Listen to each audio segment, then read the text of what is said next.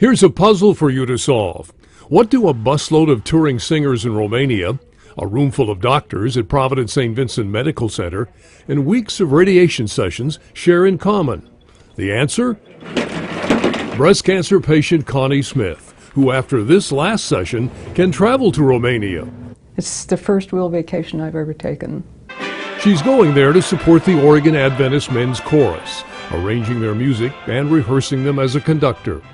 As for that room full of doctors back in Portland, they helped make possible Connie's dream trip to Europe. Connie was very forthright, very honest and open about what was important to her, and that makes us be able to care so much better for a patient. When diagnosed with breast cancer July 22nd, Connie had already purchased her plane tickets. Instead of a mastectomy, which required a longer recovery period followed by chemotherapy, Connie chose the less invasive lumpectomy and radiation.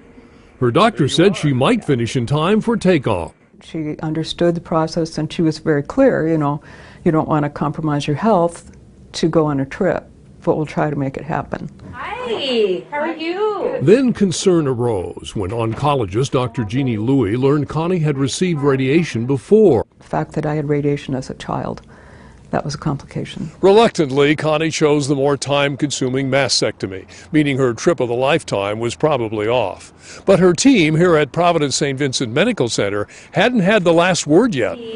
They brought Connie's case to the weekly breast cancer conference. Her team members asked specialists from various practices to offer their opinions of the treatment plan. What do I think is the next best step of care? What do you all think? In my gut, I think I should be doing X to this patient. Does that sound right to everybody? The conference agreed the type of radiation Connie received as a child did not exclude her from today's therapy. Everybody on the team started to work together to make this happen.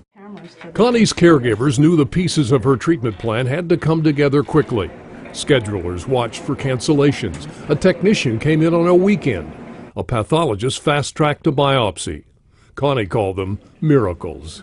As I walk through the hospital, I see the core values up on the walls, and I really like the way they're phrased, and I felt like everybody I encountered was living by that. They honored me as an individual, she said, and respected me as a whole person. For Providence, I'm Mike Donahue.